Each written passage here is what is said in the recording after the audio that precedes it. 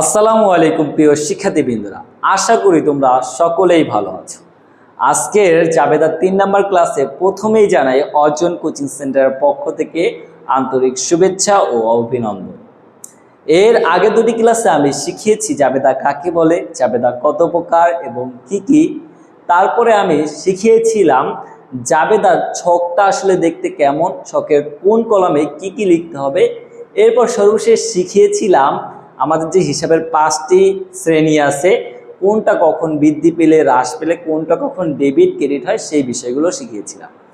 আজকের ক্লাস থেকে বা আজকের ক্লাসে আমি তোমাদেরকে শিখাবো বিভিন্ন লেনদেন সংক্রান্ত জাবেদা, অর্থাৎ কোন লেনদেনটা থাকলে তুমি জাবেদায় কোন হিসাবটা ডেবিট এবং কোন হিসাবটা ক্রেডিট করবা। প্রথমেই আমি মূলধন সংক্রান্ত তোমাদেরকে জাবেদাটা শিখাবো। তাহলে আগে বুঝতে হবে মূলধন কিসের অংশ।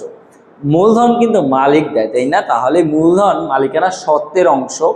তাহলে আমরা আগের ক্লাসে কি শিখেছি দেখো তো, মালিকানা সত্ত্ব যদি বৃদ্ধি পায় তখন কিন্তু তোমরা মালিকানা সত্ত্ব ক্রেডিট বলেছিলে, এবং মালিকানা সত্ত্ব যদি হ্রাস পায় তাহলে মালিকানা সত্ত্ব ডেবিট হয়। যেহেতু মূলধন মালিকানা সত্ত্বের অংশ, তাহলে সেম মূলধন বৃদ্ধি পেলে তোমরা ক্রেডিট করবা, মূলধন হ্রাস পাইলে তোমরা ডেবিট করবা। তাহলে তুমি সবসময় মনে রাখবা, ব্যবসায় কোনো কিছু নিয়ে ব্যবসা শুরু করলে, মালিক ব্যবসা আরম্ভ করলে, বিনিয়োগ করলে বা ব্যবসায় মালিক কোনো কিছু সরবরাহ করলে, তাহলে মালিকের মূলধন কিন্তু বৃদ্ধি পায়। অর্থাৎ তুমি যদি কোনো প্রশ্নে দেখতে পাও শুরু শব্দ আছে, আরম্ভ আছে, বিনিয়োগ আছে, সরবরাহ আছে, আর এইগুলো সব মালিক করছে, তার মানে মালিক মূলধন বিনিয়োগ করছে, অর্থাৎ মূলধনটা বৃদ্ধি পাবে। আর মূলধনটা বৃদ্ধি পেলে সেখানে মূলধন হিসাব অল টাইম ক্রেডিট হবে। তাহলে মাথায় রাখতে হবে, আমরা যদি কোনো অঙ্কে দেখি কোনো কিছু নিয়ে ব্যবসা শুরুও আছে, আরম্ভ, বিনিয়োগ, সরবরাহ, তাহলে আমরা অল টাইম মূলধন হিসাব কি লিখবো? ক্রেডিট। তাহলে ক্রেডিট হিসাব কি হবে এটা তুমি সহজেই বুঝতে পারলা। এরপর আমাদের শিখতে হবে ডেবিট কি হবে। তাহলে আমরা এইগুলো বোঝার জন্য প্রতিটা লেনদেন পড়ে পড়ে আমরা এটা ডেবিট ক্রেডিট দেখলেই বুঝতে পারবো। দেখো, প্রথমে আমি লিখেছি নগদ টাকা নিয়ে ব্যবসা শুরু করা হলো, অর্থাৎ ব্যবসা শুরু থাকতে পারে, ব্যবসা আরম্ভ থাকতে পারে, ব্যবসায় বিনিয়োগ করা হলো, ব্যবসায় সরবরাহ করা হলো, এইভাবে থাকতে পারে।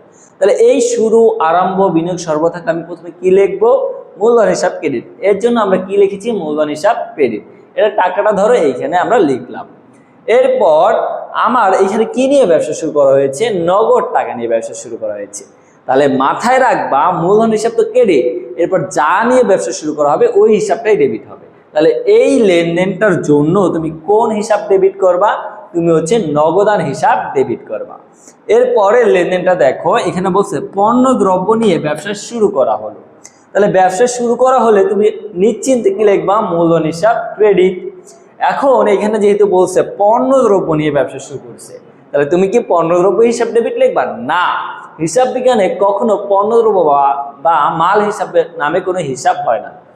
তুমি চিন্তা করো, পণ্যদ্রব্য নিয়ে যখন ব্যবসাটা শুরু করে, এই পণ্যদ্রব্য কি করে আনতে হয়? ক্রয় করে আনতে হয়। তার জন্য এই লেনদেনটা ডেবিট হবে পণ্যদ্রব্য হিসাব। ডেবিট হবে না পণ্যদ্রব্য হিসাব, ডেবিট হবে না, ডেবিট হবে ক্রয় হিসাব। কোন হিসাবটা ডেবিট হবে? এইখানে ক্রয় হিসাব। যেহেতু পণ্যদ্রব্য নিয়ে ব্যবসা শুরু করা হয়েছে, তার জন্য এইখানে ডেবিট হবে ক্রয় হিসাব। অর্থাৎ এই লেনদেনটা যাবে, আমরা কি লিখতে পারি? ক্রয় হিসাব ডেবিট, মূলধন হিসাব ক্রেডিট। এরপরে 3 নাম্বারটা দেখো, এখানে বলছে ব্যক্তিগত কোনো স্থায়ী সম্পদ, যেমন স্থায়ী সম্পদ কি কি হইতে পারে? আসবাবপত্র, যন্ত্রপাতি, ভূমি, মেশিনারিজ, দালান কোঠা, এগুলো হতে পারে। এগুলো দিয়ে ব্যবসায় শুরু করা হলো বা ব্যবসা শুরু, তাহলে ব্যবসা শুরু থাকলে তুমি মূলধন হিসাব ক্রেডিট লিখবা, এই যে মূলধন হিসাব ক্রেডিট। কিন্তু এইখানে যেই স্থায়ী সম্পত্তি নিয়ে ব্যবসা শুরু করবে সেই স্থায়ী সম্পত্তির হিসাবটা কি হবে? ডেবিট। ধরো এই জায়গায় যদি আসবাবপত্র নিয়ে ব্যবসা শুরু করে, আসবাবপত্রের হিসাব ডেবিট হবে, মূলধন হিসাব ক্রেডিট। এখানে যদি যন্ত্রপাতি নিয়ে ব্যবসা শুরু করে, তাহলে যন্ত্রপাতি হিসাব ডেবিট, মূলধন হিসাব ক্রেডিট। তাহলে আমরা ধরলাম এখানে ব্যবসা শুরু করছে প্রথম যেটা আছে আসবাবপত্র নিয়ে, তাহলে আমরা এই জাবেদাটা আমি কি লিখতে পারি? যেহেতু ব্যবসা শুরু করা হয়েছে তার জন্য মূলধন হিসাব ক্রেডিট। আর এখানে ধরলাম আসবাবপত্র নিয়ে যদি ব্যবসা শুরু করে, তাহলে আসবাবপত্র হিসাব কি হবে? ডেবিট। আসবাবপত্র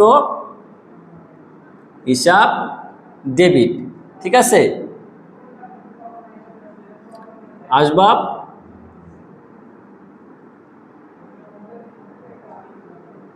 এখানে আসবাবপত্র হচ্ছে আসবাবপত্র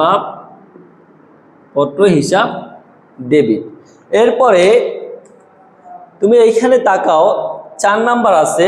4 নাম্বারে কি বলছে, এখানে ব্যক্তিগত ব্যাংক হিসাবে টাকা ব্যবসায়ের ব্যাংক হিসাবে জমা দেওয়া হলো। দেখো তুমি যারা মালিক তাদের ব্যক্তিগত টাকা যদি ব্যবসায়ের ব্যাংক হিসাবে নেয়, তার মানে কি সে তার ব্যক্তিগত টাকাটা ব্যবসায় বিনিয়োগ করেছে, তাই না? ব্যবসায় বিনিয়োগ করলে মূলধন হিসাব কি হবে? ক্রেডিট। আর যেহেতু ব্যক্তিগত ব্যাংক টাকাটা সে ব্যবসায় বিনিয়োগ করছে, ব্যবসায় ব্যাংক বৃদ্ধি পেয়েছে, তার জন্য এখানে ব্যাংক হিসাব কি হবে? ডেবিট। তাহলে এইখানে ব্যক্তিগত ব্যাংক হিসাব যদি ব্যবসার ব্যাংক হিসাবে নিয়ে যায় তখন কি হবে? ব্যাংক হিসাবটা ডেবিট হবে। এখানে কি লিখবা? ব্যাংক হিসাব ডেবিট।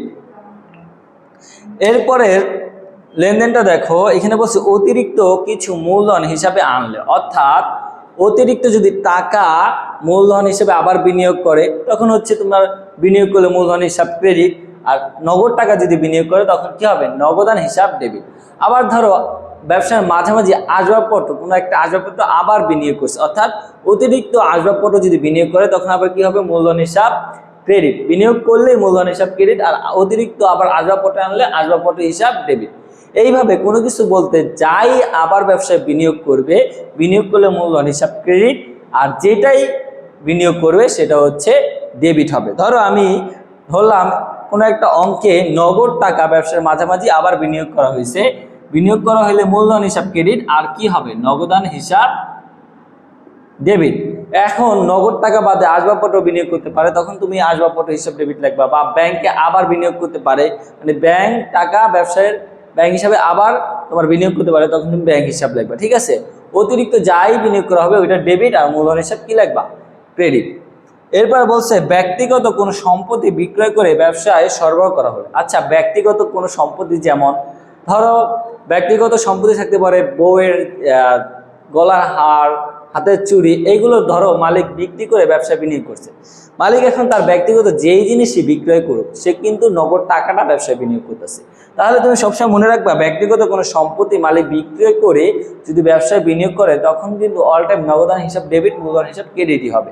কারণ মালিক ব্যক্তিগত যাই বিক্রি করুক সেটা বিক্রি করার পর নগদ টাকা পাবে, সেই নগদ টাকাটা ব্যবসায় বিনিয়োগ করবে, তার জন্য নগদান হিসাব ডেবিট, মূলধন হিসাব ক্রেডিট। তো আজকের ক্লাসে এই পর্যন্তই বোঝানোর ছিল, অর্থাৎ কখন আমাদের মূলধন হিসাবটা আসবে, আর মূলধন হিসাবটা অল টাইম ক্রেডিট হয়, আর যেই জিনিসটা নিয়েই ব্যবসা শুরু করা হবে ওই জিনিসটা ডেবিট হয়।